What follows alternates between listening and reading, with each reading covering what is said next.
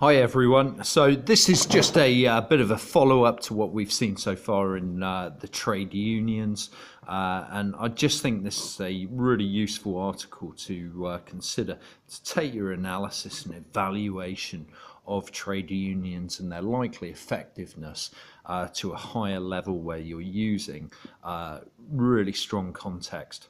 Now, this is an article which actually goes back 3 years now, back to 2015, but the trends identified within this video are really, really relevant still today, and will be for some time. Okay, now this article was published in The Economist after proposals by David Cameron to actually increase the necessary turnout in trade union ballots, where a trade union ballots its members as to whether they should undertake strike action. So this article is very much in response to that. Okay, now some of the interesting points here really relate to this, that unions have lost much of the clout that they once wielded. Since 1979, membership has dropped in both the private and public sectors, while the number of days of loss to strikes has plummeted. See the chart and we'll have a look at that in just a second. The wage premium associated with union membership is around 5%, down from 15% in the 1990s.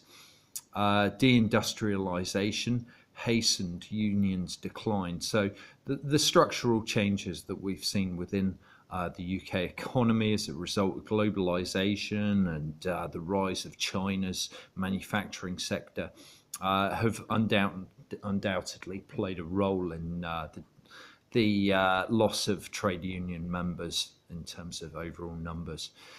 The average age of a member is 44 and rising. Okay, so yeah, some interesting points there, particularly about the wage differentials that can be actually earned.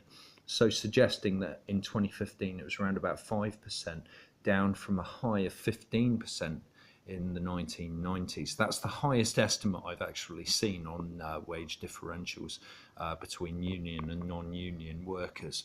So that's a great context to consider. If we just take a look at the actual graph here, we can see clocking off union members and working days lost through strikes.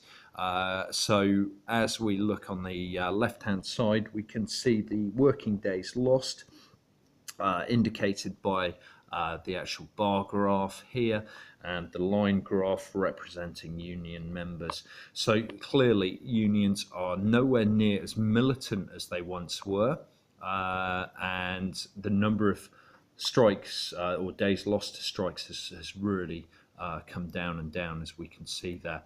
Meanwhile, the number of union members has also declined. And part of the reason for that, of course, is that deindustrialization. But yeah, in some industries, being a member of a trade union is still really, really important. And this article highlights this a little bit further down, where it states that,